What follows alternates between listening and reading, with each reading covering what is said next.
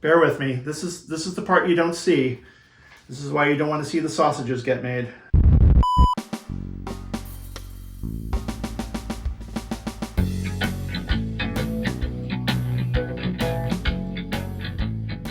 Greetings and welcome to Reckoned Opinions. If it weren't for this, I'd be ranting about pop culture to my cat, and he doesn't care.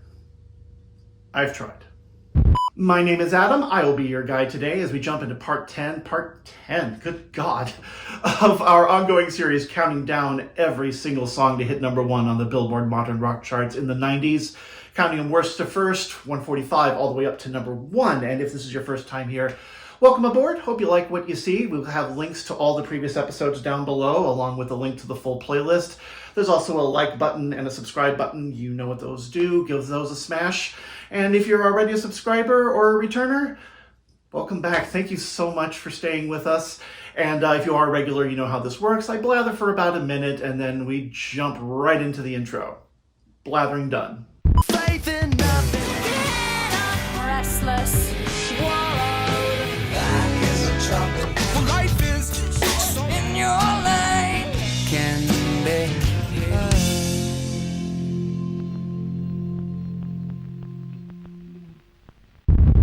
If you're a regular, you also know that usually there's a row of stuffed octopi behind me here on the poofy chair.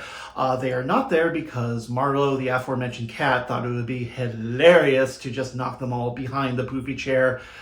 Little bastard, and I have better things to do with my time than move furniture right now, including and especially these songs. We're getting into the good stuff here, starting with number 55. I'm pretty sure that if rock star were an actual job that you had to apply and interview for, the first question wouldn't be, can you talk the talk? It would be, can you walk the walk? And if you can't, how well can you fake it? Now, baby. It's not mine. Mind you, if there were a Rockstar application process, the job probably wouldn't go to REM, if only because REM probably wouldn't apply. It's not that they didn't want to be famous per se, it's just that there's a Rockstar type and they ain't it. So we come again to one of those recurring 90s alternative questions, which is, why them? Even taking into account how good they are, why did this band make it from underground to overground when so many others didn't? Feels a little like hiring the CEO directly out of the steno pool. So alternative, by and large, killed off the rock star as a going concern. Not that there weren't celebrities who were rock musicians, but being a rock star isn't about the music, it's about the attitude. And that attitude has taken a bunch of different flavors over the years, but they all have some things in common, like the strutting and the preening, the sex, the drugs, the questionable behavior. And then alternative came along and it was against all that, especially on the heels of hair metal and all of that excess. But the media still wanted its rock stars, so it made people rock stars whether they wanted to be or not, because they needed somebody for the magazine covers. So, congratulations, you're a rock star now. What you gonna do about it? Bang, bang, bang, bang, bang. Not my things. To paraphrase Shakespeare, some are born stars, some achieve stardom, some have stardom thrust upon them. But we're not here to talk about how you get there, it's more about what you do when you do. Now, some bands will embrace the role and throw themselves headfirst into the excess like Scrooge McDuck into a gold pile. Stick a pin in that, by the way, we're going to circle back around. But other bands handle their stardom more gingerly, wearing irony oven mitts. The closest analog I can think of to the REM path is U2, another band with a long shelf life that started in the independent 80s before going widescreen. But the Bono method and Michael Stipe method of rock stardom couldn't be more different. It's like the difference between the guy who buys the costume and the guy who rents it and then doesn't bother with the wig because it messes his hair up. The 90s Bono version of Rockstar involved taking those tropes and sending them way, way, way, way over the top, making them even more theatrical than they already were. While Michael Stipe's path was much drier, with more of a poker face, kind of like a Walmart employee who says, have a nice day, because that's what the corporate handbook says he's supposed to. And a lot of that has to do with the different paths that U2 and REM were taking. U2 used this as a method to get even bigger, while REM used it as a method to survive getting bigger, as a defense against losing themselves in this new role. Kind of like that guy who's wearing a three-piece suit, but you just know that underneath it he's got stripy socks and Spider-Man underoos. Okay, but that's boilerplate. What about the music itself? Bang and Blame is definitely REM, but not 80s REM. This is a band that helped forge alt-rock as we know it, but they were more than willing to surf any waves that they created. They've picked up that post-Seattle guitar forwardness along the way, but they've allowed it to be translated through their own Athens, Georgia hands, the house of grunge haunted by the ghost of Murmur. They may be doing the industry standard Pixies soft loud business, but instead of a toggle switch, they're treating it like a car without cruise control. They step on the gas and it takes a second to get up to speed. So not only does it get loud, but they tell you exactly how they got there. You can really hear REM's years of experience on Bang and Blame, and it manifests at least a little bit as a level of slickness that maybe isn't warranted on a song like this. But it's still really heartwarming to hear somebody get a job that they weren't expecting to get and just going, well, okay, this is what I'm doing now, and then giving it 110%. Like, yep, got the name tag, got the hairnet, read the manual, I'm strutting, I'm preening, hey, let's do this. Alternative wasn't made for rock megastardom any more so than mainstream rock was made for alternative. But everyone made do, and REM was talented enough to do it well. So this is still part of the grand underground tradition, swagger or no swagger.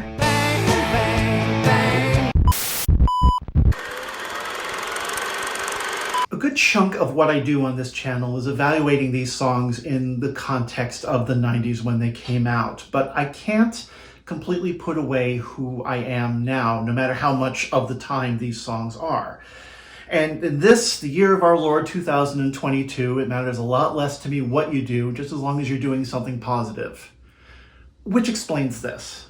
Early in the morning, rising to the street.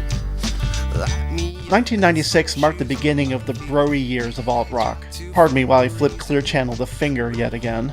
It's a groove that I shrink away from as a reflex unless you take the time to let me see behind the posturing. Let me know that you like milkshakes or you had a stuffed cow named Moobert when you were growing up. Take the time to be human. And so here we have Sublime, and they would like us to know that life is, actually pretty good. Okay boys, you got me. Friends, I am sick unto death of talking about tragic early deaths of young musicians. On this countdown, there have been too many, and this is one of the worst because Bradley Nowell, lead singer, died of a drug overdose just before he got famous. I want a time machine so I can take him by the shoulders and say, it's not a race, Bradley, calm down.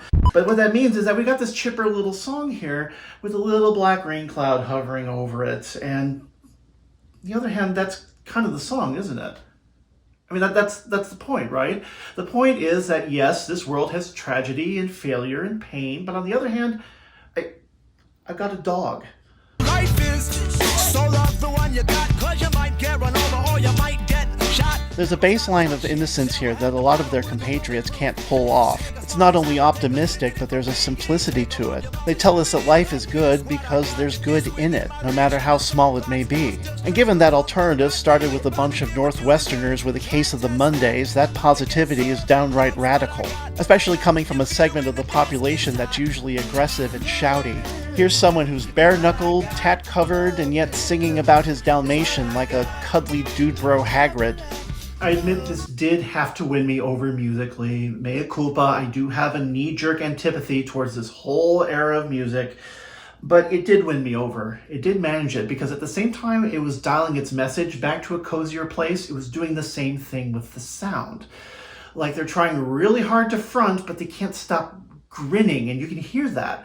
Like the best moment in the whole song is when he sings, I can play the guitar like a motherfucking riot, followed by the most adorable acoustic guitar lick you have ever heard in your life. Musically, it's got all the tropes you'd expect from something like this, except in more of an afternoon latte phase. For example, it's got the record scratching, but it's the least obtrusive scratching you're ever gonna hear. Like the DJ was afraid of screwing up the mood.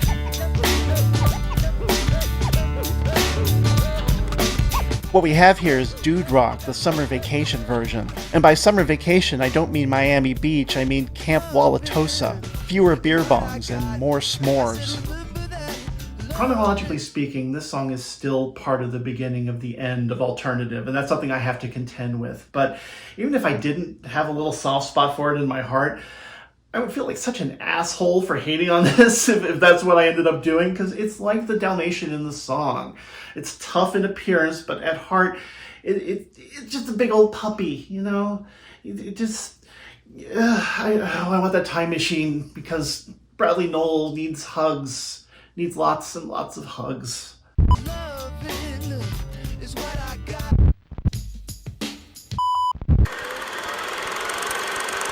Seems like every social group has that one friend that does awful things, and when you call them on it, they say, hey, you knew I was an asshole, and you know, like that makes it okay somehow. And a lot of friends groups tend to be kind of forgiving of that, and I don't fully understand that. I'm not one of those people who thinks, hey, you knew I was an asshole is a reasonable excuse. On the other hand, The more you ignore me, the closer I get. here he is again, the Pepe Le Pew of alt-rock. So let's start with the elephant in the room. Given that Morrissey is a man who cannot stop shooting his mouth off, a man who almost certainly knows the taste of pepper spray, and given that he's singing a song in which he's a skeechy-assed waffle staring down the barrel of a restraining order, why the hell am I rating this so high? I may be giving him the benefit of the doubt, but how big does that doubt have to be? When you're talking about the Morrissey problem, that problem was never the music. I mean, the Smiths, for better or worse, were the sound of 80s alternative. And it's not like Morrissey has ever had a whole lot of range. I mean, he's got that one sound that he's kind of stuck to in various forms over the years. And his vocal melodies are usually about 4 notes wide. They never go below here. They never go above here. But this is a case of somebody who knew and knows what works for him. And it's a good sound. It really is a good sound. So the music on The More You Ignore Me is, I like it. I do like it. But at some point you have to look at the lyrics, and that's where it starts to get oogie. That title is the first red flag, the moment when you block the guy on social media. The more you ignore me, the closer I get. And it doesn't get any less uncomfortable as it goes on. To be clear, this is a song about stalker behavior told in the first person, kind of like Blurred Lines with all the Motown siphoned out of it. And given Morrissey's reputation, it's tempting to call this an uncensored look inside his icky brain. But that assumes that he could write something like this with no awareness of what he was actually doing, and I'm not entirely sure that's true. Self-awareness in the end is the difference between satire or character study and just, being the guy. And that can take the form of actual self-awareness, knowing your own faults and bringing them to bear. I'll mention John Lennon here again. When he wrote songs like Run for Your Life or Jealous Guy, he was recognizing demons inside himself, and this was his way of exorcising them. But you can also have self-awareness in terms of what you're creating. Like you're creating a fiction, but you are very consciously presenting something bad. Not endorsing it, just presenting it, saying, this is a thing. And there you're walking a tightrope because people have to know that you're self-consciously doing that. And it's easy to do when you just go completely out of the realm of the reasonable. I mean, I don't think anybody's confusing Nick Cave for a serial killer. Morrissey's problem on The More You Ignore Me is that he goes just barely over the top. And that's when we have to hit the playback and decide what side of the line he meant to land on. Determining an artist's intent is tough to do unless they come right out and tell you. So this is where we break out the Sherlock spyglass and start squinting at the evidence. He uses the word creep in the lyrics. Maybe it's just me, but using the word creep doesn't sound like something an actual creep would do in this case. Then there's the line, I will be at the bar with my head on the bar. First of all, best line in the song. I will be in the bar with my head on the bar. But more importantly, there's something about it that's just inherently pathetic. This is a sad picture of a sad man doing sad things. And if you're trying to exert your manly powers of manliness, then you're not about to start talking about things like masturbation and drunk dialing. So that can go in one of two ways. Either it's good character development for the song, or it's a good example of vulnerability. And either way, that's a point in his favor. My placement of this song in the countdown does come with its share of misgivings. Like, am I making too many allowances just because it's got a catchy melody? And I know that there's a long tradition of forgiving artists of bad behavior because they make great stuff. You know, the whole, well, Roman Polanski made Chinatown, therefore he should be forgiven for everything. Spoiler, no, he shouldn't.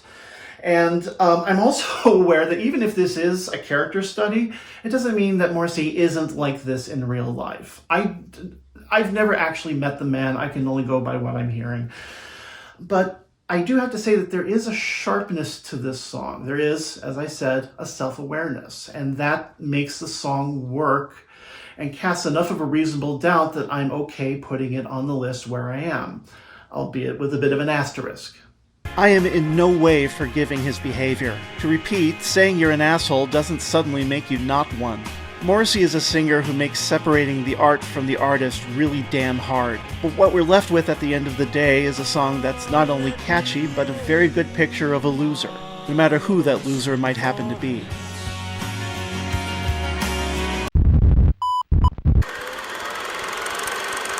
There's a documentary you may have seen called 1991, The Year That Punk Broke. Broke what exactly? I heard you crying loud. This has nothing to do with the documentary. When I Come Around came out in 1995, not 1991, and the movie was about grunge rather than punk per se, but there definitely was a mid-90s punk revival. What with Green Day and The Offspring and Rancid, at least enough to count it as a movement if you're a music journalist. But here's my big question, and I don't mean to snark, we are pretty high on the list at this point, but I still gotta ask, what was the big deal? The big deal, ostensibly, was that this was punk that was finally accepted by the mainstream. But it's not like punk was ever completely an underground movement. I mean, Malcolm McLaren wouldn't have poured all that time and effort into the Sex Pistols for only 6 people to go and see them. So what is it then? Is it that they had some pop hooks involved in this punk? I mean, it did. This is a song with the same chords as Take On Me by a-ha. Take on me when I come around. Take me on when I come around. But pop hooks weren't new to punk either. I mean, go listen to The Clash, specifically Should I Stay or Should I Go, if you don't believe me. So what was it? And I've been thinking about it, and I think what it comes down to is that this is punk that you could hug. When I come around. Yes, I know, the fan community is chucking Robitussin bottles at my head right now, but just hear me out for a second. Nobody is denying that When I Come Around is a punk song by a punk band. It's got just the right amount of gravel in the guitar line, the John Doe LA punk ratified sneer in Billy Joe Armstrong's vocals, an appropriate amount of I'm done with this shit in the lyrics. But what original Recipe Punk has, and this lacks, is a threat level. And that's not a dig at Green Day, because what they did was not accidental. This is a bunch of kids in their 20s that we're talking about when Dookie first came out. They were young enough for punk to be a formative experience. Like they grew up with it rather than grew into it. And because they were dealing with existing tropes, they can pick and choose whatever tropes they wanted to use, including ones not from punk. Which is why for them, they could realize that melody and fun weren't the enemy here. And that's not to say that they weren't authentic or that they weren't rebellious. They were. But you listen to them, you listen to that sneer in the vocal and it sounds almost conversational. You listen to that grubby guitar and it's just as much well-worn sweater as it is urban grime. You listen to those lyrics and they're snotty, but they don't sound like it. There's a blink and you miss it moment in the video that I think is key here. When Billy Joe picks up a payphone they're walking past and then just kind of drops it. It is only the mildest form of youth rebellion, about on the level of kicking a mailbox. It's a non-destructive, pointless act of chaos, carried out not due to temperament, but due to, like, it's in the job description. They could have done so much worse than that, but they had places to be.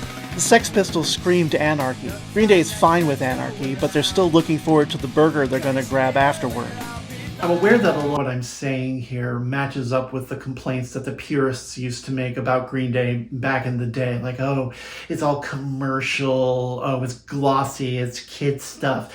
It's stuff that assumes that there is one true punk, which is etched in stone, carved into the cornerstone of CBGB's or something. But what they're forgetting is this is good. This is really good music. Punk didn't break, it evolved. It changed as every genre must. They were able to bring all the lessons from post-punk and a decade's worth of cautionary tales and make it all work for them. Now, this particular song was not my favorite back in the day. I always thought the energy level was a little low on this, and I didn't cotton to it as much as I do now. But what I realized today is it sounds so much more momentous and important than it did back in 1995. Well, don't get alone in hell. That long view of punk meant they were able to keep their focus in the coming years rather than exhausting themselves. So when the world really did go to hell half a decade later, they were able to create American Idiot, not just an act of rebellion, but an act of targeted resistance. Sometimes you have to break something, and then put it back together to make it stronger.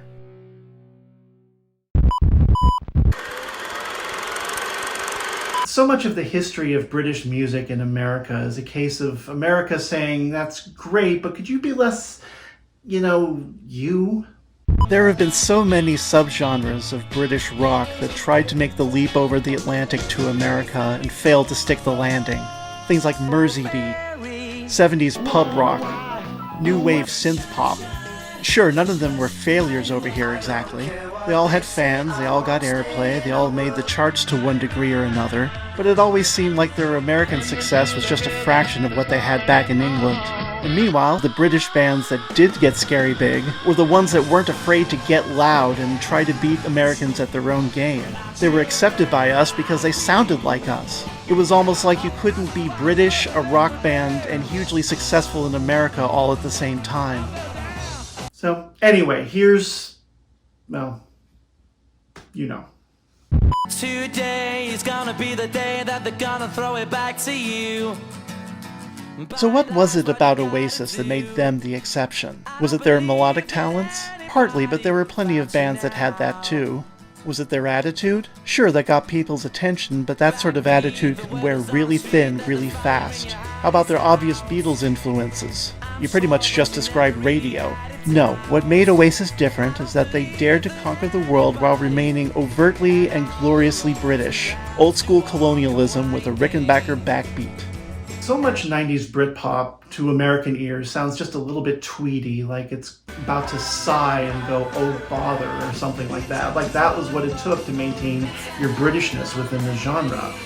The trick that Oasis figured out is don't imitate the American bands, imitate the British bands that imitated American bands and did so successfully. Go back to the 70s, because then you could get the basic American rock and roll power, but you can also cherry pick the British elements that managed to come through. And once you're following your classic rock forebears like that, the only thing you can really do is go big. And Oasis was more than willing to go big. Because maybe you're gonna be the one that's... The Gallagher brothers wore drama like a codpiece. And we can scoff all we want, but the drama was the point. The drama is what got the UK music scene to stop getting sand kicked in its face. Unlike REM, when Oasis was offered the rock star job, they said, cool, when do the cocaine and groupies arrive? And it's that middle finger that was the reason they didn't have to sacrifice their Britishness. They could keep that Beatles thing, they could keep that accent that a visit to the ENT could totally have cleared up for them. All because they made the decision that one tiny island wasn't big enough for them. And if that meant trashing a couple rooms at the Waldorf Astoria, well, so be it. If there's one new thing that Oasis brought to the table, it was creating bombast without the spectacle. Because they weren't glam, they weren't flash, this wasn't a pyrotechnic band. What they did have, though, were the Gallagher brothers, and their personalities were big enough on their own, so all they had to do was create music to match it. I mean, even something as baroque as Wonderwall. I mean, this is a song that's based on acoustic guitars and strings, and yet it still comes off as big as Buckingham Palace. You know, we all love the cliche of the kid with a beat-up tailor trying to put the moves on some girl in a dorm basement with this song. But the reason the song works is because that basement won't contain it. There are many things that I would like to say to you. They were really gunning hard for those Beatles comparisons. I mean, even the title was taken from George Harrison's first solo album. But as much as I hate to say it, those comparisons are kind of earned. Not just because of the sound, but also that full-bodied, organic production style. Also, like the Beatles, the drums are way underappreciated. The rhythm line is the one element of the song with any identity besides that Gallagher whine. I'm not saying that Alan White was the Ringo of the 90s, but I'm not saying it, if you catch my drift. Oasis were part of what was called the Second British Invasion, and like most invasions, it didn't last indefinitely, and even Oasis lost their strategy notes sometime between this album and the next one. And then we have the additional weight of this being a cliche, and how do you evaluate it on its own terms when it is all over the place all the time, even now? But it's a cliche that works if we're being honest with ourselves, and if I'm being honest with myself. I mean, I am totally fine with the 3-day earworm I'm going to have after I've edited this. Editing Adam, I apologize in advance. You gotta be the one that saves me. The moral of the story? Be who you are and let the world come to you. I don't know if Oasis could even have worked if they weren't British. I suspect the answer is no. I don't think you could do something like this without calling someone a wanker every once in a while.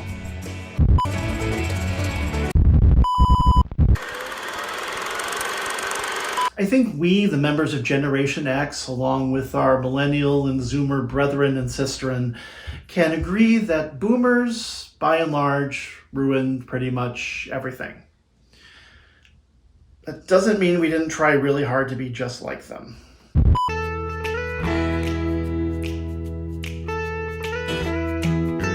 We tend to forget that alt-rockers were the hippies of Generation X. Goodwill, fashion sense, copious smoking of the devil's lettuce, a certain rejection of the status quo to a point. Keep in mind that 1994 was the only time that a Woodstock revival actually worked. On a scale of 1 to 10, grunge had a hippiness level of around 4. Neo-folkies were more like a 7. Jam bands a solid 13. And Blind Melon? How high exactly does this dial go to? Make no mistake, this is 90s hippie, not 60s hippie. This is a flavor of hippie that comes with polish and with MTV iconography. I mean, consider that the lead singer Shannon Hoon died at the age of 28 and he's still not as famous as a kid they stuck in a bee costume for the video. But, as they say, hippie is as hippie does. So let's take a moment to unpack this and figure out how that hippiness, hippitology, how that manifests in No Rain. Let's start off with the look, because it's right there. The hair, the beads, the dungarees. If Birkenstocks didn't exist, they would be forced to invent them.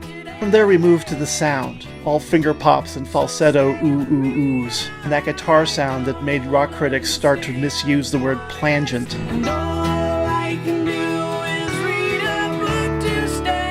That leads us directly into the mood of the song, all groovy and laid back and herbal. Could really go for a snack but doesn't want to get out of the papasan chair. And finally we take a look at the lyrics, and all of a sudden it's like the mood discussion never even happened. It's the lyrics that really tell you this is a 90s hippie song and not a 60s hippie song. Hippie classic was all about blissed out calls for peace and love, or also possibly total rage fleas over whatever injustice was going on at that point. Hippie Reloaded, though, was much more inward looking, and it was about the ills that we carry with us, not necessarily the ills in the world around us.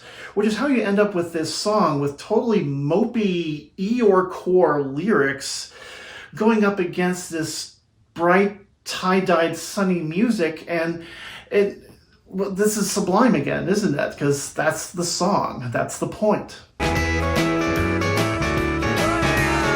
Blind Melon figured out where on the graph hippie optimism and grunge pessimism intersect. That's how they're able to acknowledge the sadness, the hopelessness, the rain, but then just sit with it for a while and then take comfort in each other. I'll always be there when you wake, they say. Generation X is a generation that grew up in therapy. We're better at making I statements than our boomer parents. And so Blind Melon ignores the whole blame game and recognizes that we all hurt, we all take a deep breath, we all keep on living. Because really that's the only thing we can do. My generation grew up on boomer media. We were spoon-fed the idea that the 60s were the greatest thing since sliced bologna. So it's not really surprising that we strove towards that we wanted a taste of that for ourselves, even though that was something that we could never have on our own because we did not have the pressures and the forces that our parents went through. I mean, they had the Kennedy assassinations. We had Ronald Reagan getting wounded. They had the sexual revolution. We had the AIDS crisis. They had the civil rights movement. We had the Cosby Show and this really false notion that racism was somehow a thing of the past. And so that, I think, is why No Rain sounds like 90s hippie, because it sounds like a nostalgia hangover. It sounds like a generation clomping around in its father's shoes, completely oblivious to what wearing those shoes actually means. Shannon Hoon's life was cut short, but I feel like we still got a pretty full picture of him. There's a slice of pie in the sky here, a puff of ganja haze. But after growing up in a world that was built for us, this feels like a world we built ourselves, even if it does have our parents' initials stitched inside the collar.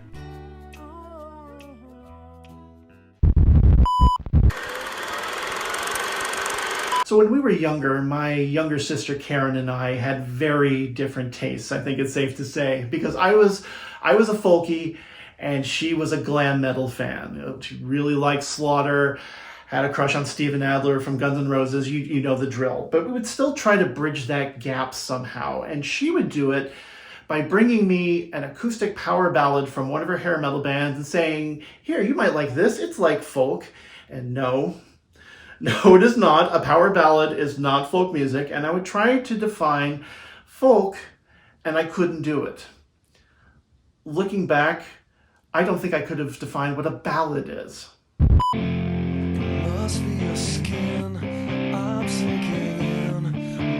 Glycerine, Glycerine, is the consummate Bush song, the Bush urbop, if you will, which it manages by sounding absolutely nothing like any of their other major hits. Because even though it doesn't have the grind that we're used to, it does manage to boil down Bush to its absolute essentials. And by essentials, I mean Gavin Rossdale. I mentioned the ballad question earlier because Glycerine gets clocked as being Bush's ballad hit. But when you break out the magnifying glass, you kind of wonder why. What is it about this song that makes it a ballad? You think ballad and you think slow tempo, well, mid-tempo-ish. Is it acoustic? Nope, not even close. Is it a love song? It's about love, but it's more of a breakup thing. But we're getting close here because I think what makes a ballad in the end is a sense of intimacy. When the song becomes just about the musician and you, and just in that one little bubble there. I mean, forget about Wonderwall. This right here, this is the dorm room 4-chord booty call anthem of the 90s. Close your eyes a moment and picture it. Mid-set, mid-stage, spotlight with the blue gel, that hair, that stare, singing only to you for values of you that include several thousand other fans in the audience. Couldn't love you more, you've got a beautiful taste. He's not performing alone. There's incidental strings and a bass that I'm not entirely sure is there even when I'm listening to it. But Gavin feels alone because the song is precisely Gavin-shaped. In an interview, he called himself a conduit for this song, but it's more like he snipped a lock of his own hair and then digitally remastered it. The term power ballad gets used a lot by dudes who want to sing love songs to get chicks but don't want to seem wussy while they're doing it. So it's not a term that I'm crazy about, but this is a case of something that actually is a power ballad, I think, because it has actual power. There's something in the energy of it that keeps us engaged. It's like something like this could be very wishy-washy or sleepy or mealy-mouthed, and it's not. They keep that tension pulled tight. You are not going to fall asleep as long as Gavin is holding the other end of the rope. Don't let the days go by. He ditches the band for this one number and then carries on as if they're still standing there. That's why this song has build, it has evolution, it has presence. Or let's be honest with ourselves, he has presence. This right here is the beginning of Gavin Rossdale's solo career, the one that wouldn't actually start until 15 years later. The one thing Bush has to overcome on this is that when you combine that level of vulnerability with that level of slickness, you land in a bit of an uncanny valley where we're left wondering, is this real? Do we mean this? Or is this some Mad Men style gloss over project? And they do manage to sell it, or rather, I think Gavin Rossdale manages to sell it, because it doesn't matter if the song is real as long as he himself is real. I mean, there are parts of the song that may come off as insincere, but he doesn't know that, and that's the key. Ballads seem less constrained by genre requirements than other songs do.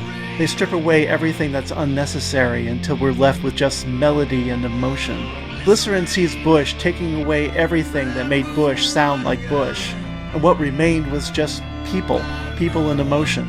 And that, I think, is a good thing.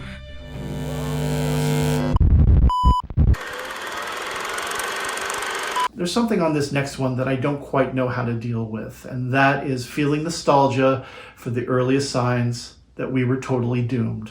We as a nation are obsessed with one-hit wonders, those tiny little pockets of pop culture no bigger than a single cell in the spreadsheet of our memories. One-hit wonders have always been around, but there's a point when they stop being charming and start being a case of, uh-oh.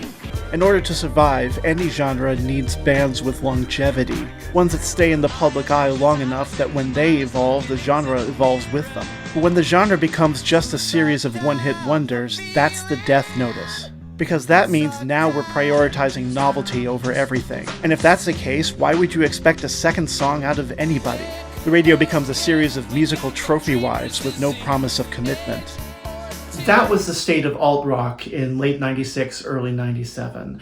There were still some great songs coming through, but they were coming in one by one. There was no movement, no trend, nothing that was growing, just little individual incidents of, here it comes, there it goes. Life is hard, and so am I. I'm always going on about the sound of whatever year we're talking about, but this really is the sound of 1996 for me. Standing in the middle of the fresh onslaught of skate punk and nu metal, along comes this unclassifiable, wonky, power pop adjacent meta groove from a guy who sounds like his resume has a whole lot of barista jobs on it. This was alt-rock for grown-ups, or at least people who thought they were grown-ups only 5 years after being grunge kids. God, they grow up so fast, don't they? So, Eels. No the, all lowercase, just Eels, fronted by a man named E. Just E. Just the letter E. Stands for Everett. The man's last name was Everett, first name was Mark, didn't go by Mark, went by E. Let's hear it for the 90s. He was not a stranger to the alternative charts, actually. As a solo performer in the early days of the 90s alternative boom, he did make a little bit of a ripple back there. And I think that's why I respond to Novocaine for the Soul as strongly as I do. Because it does come across as the 1992 guy vanishing into thin air and then popping back into being just in time for the big send-off. Guess who's living here with the great undead?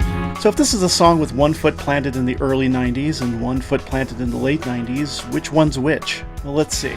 Structure? That's early 90s with a bit of that 80s college rock carryover. You know, the old soft, loud, pixies, yay. The production, on the other hand, is late 90s. It's got a bit of that post-analog polish, not sterile, but not satisfied with the B average. The vocals? Little of both. It's got a weary grunge rasp with a pavement-y falsetto smirk to it. And the lyrics?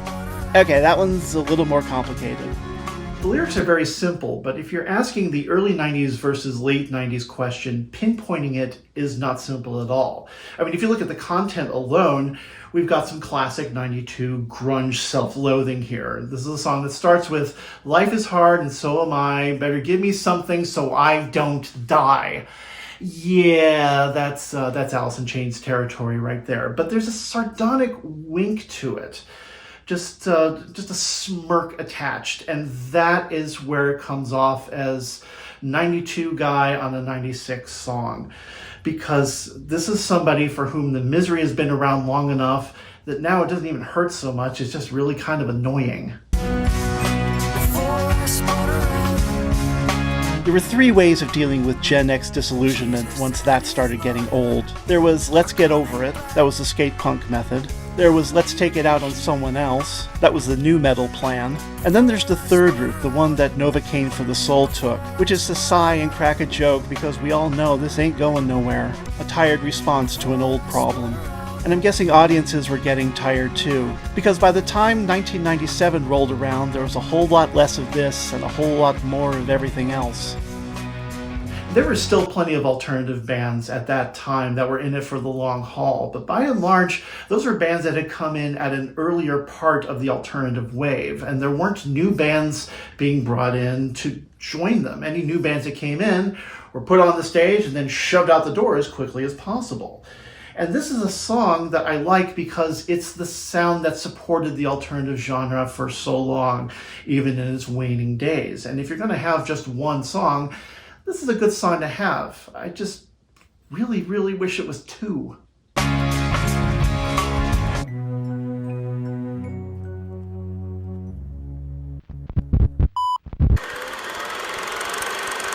So one of the things I've been doing lately is looking at the Billboard charts on a year-by-year basis, looking at everything that charted on the alternative charts within a given year. Not just the number ones, but everything from bottom to top. And I've come to the conclusion that 1991 was really fucking weird. That's kind of the thing about any transition year, and 91 was transition-y as hell. Even if you ignore hip-hop, which was evolving like gangbusters, and glam metal, which was dying like a Ford Fairmont. In the world of alternative alone, you had English mope elbowing its way out of the same door that grunge was elbowing its way in. And until we figured out what the holy hell was going on, it was kind of anything goes for a while. I mean, anytime you have Ministry, and Billy Bragg, and EMF, and Ziggy Marley rubbing elbows on the charts, might as well grab yourself some popcorn and get comfortable, because clearly the circus is in town. So yeah, 91 was a year when anything could happen, and anything did. Occasionally, everything did. If I had my time again, I would do it all the same. Oh hey, there's the kitchen sink. Both Big Audio Dynamite 1 and 2 were the projects of Mick Jones, former member of The Clash and General Public, a man who survived punk, post-punk, new wave, and whatever else was going on in the 80s. And his reaction was to stuff it all into a blender, hit puree, and create Rush, an alt-pop smoothie, only chunkier. You know, I sometimes joke on here that I don't understand what's going on with a given song, but I don't understand what's going on in this song. I really don't. This is a madhouse, and the songwriting certainly is simple enough. It's two chords. I'll teach you how to play it right now. A, D, repeat. That's it. You don't even need a capo. Just A and D. I think there's an E that gets thrown in later. It does not get any more simple than that, and it's the sort of stripped to the studs economy that you expect from a guy who used to be a member of The Clash. Except that Mick Jones is also a co-producer, which means that he showed up to the studio one day and said, "Strap in, lads." Situation now when rush for a change. Discussing the sound of Rush is like discussing the sound of an orchestra tuning up. They managed to stay on brand for all of one verse and one chorus. And that's when Big Audio Dynamite takes a stiff drink out of the Manchester bottle, gargles, spits it out, and then does whatever the fuck it wants. That's why we suddenly jump to a piano recital level Twinkle Twinkle Little Star, followed by an old school breakbeat cribbed from an old Tommy Rowe track.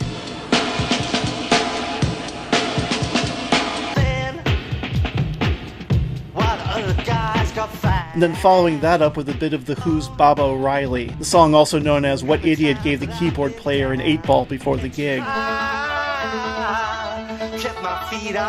And that's just the radio edit. You want the full quantity of bananas, you gotta go for the album version, which is where you find stuff like this. I wish I could sing like that. I don't know if that's performance art or a production error. The lyrics do nudge towards positivity, but in the end, that's kind of just window dressing, because this is a song that runs entirely on energy. It's like the improbability engine from Hitchhiker's Guide to the Galaxy, where the randomness itself is what's driving the whole thing forward, which I think is kind of great. The fact that the song holds together at all is kind of an achievement in itself. It indicates that there really is a vision behind the madness. And yes, it is a slippery work to try to get your hands on. Just when you're starting to groove, it yanks the groove right out from under you. Like going to a club and getting punked by the DJ.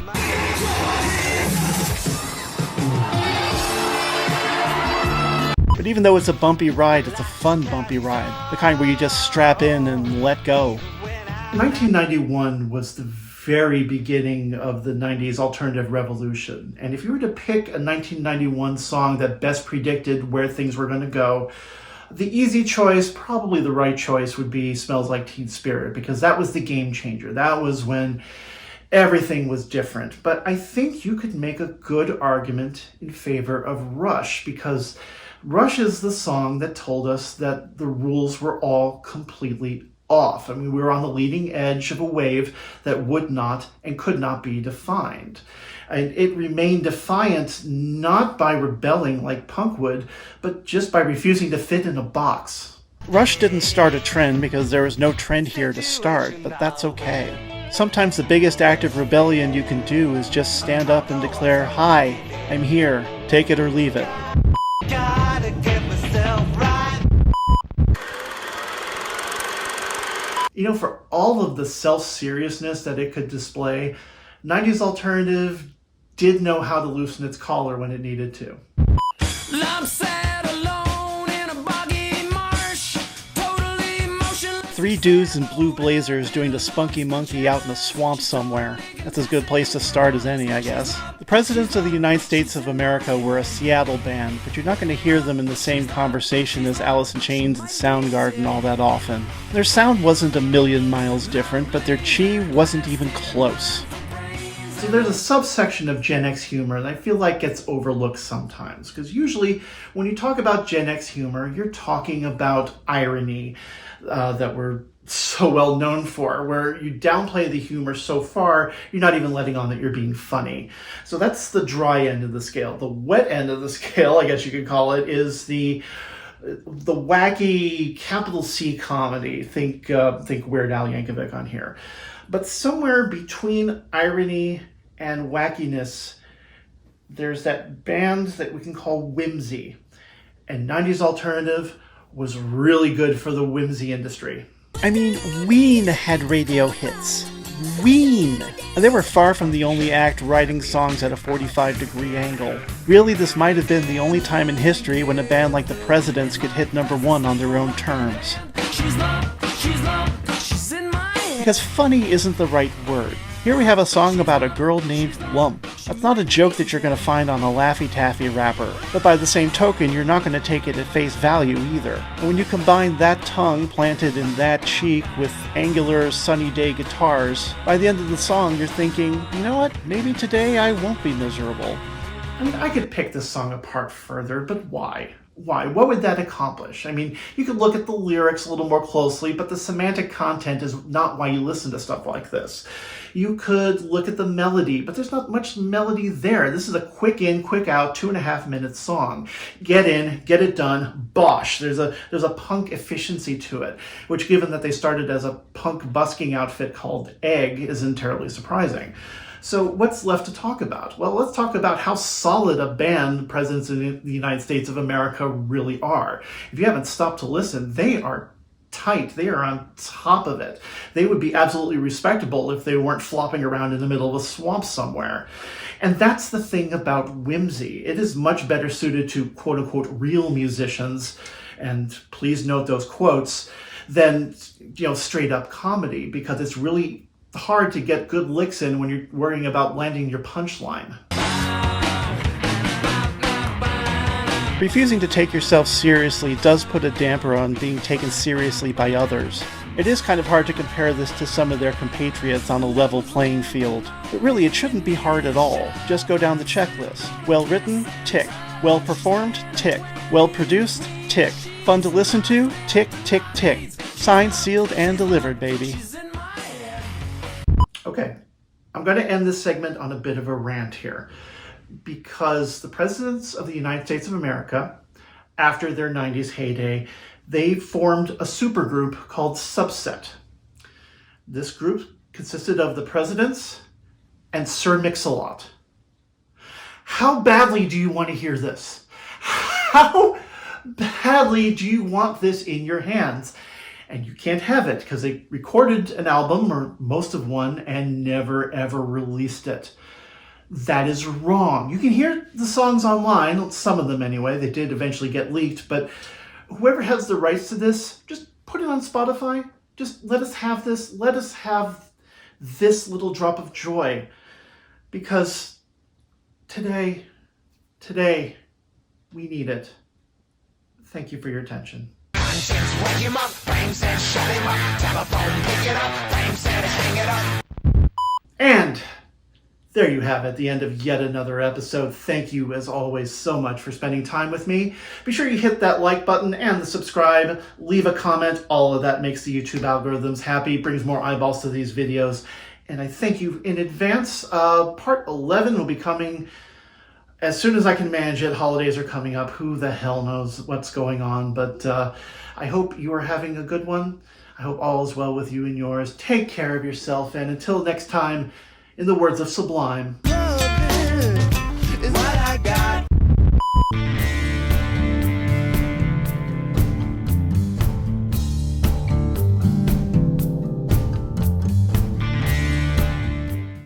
I need a drink of water.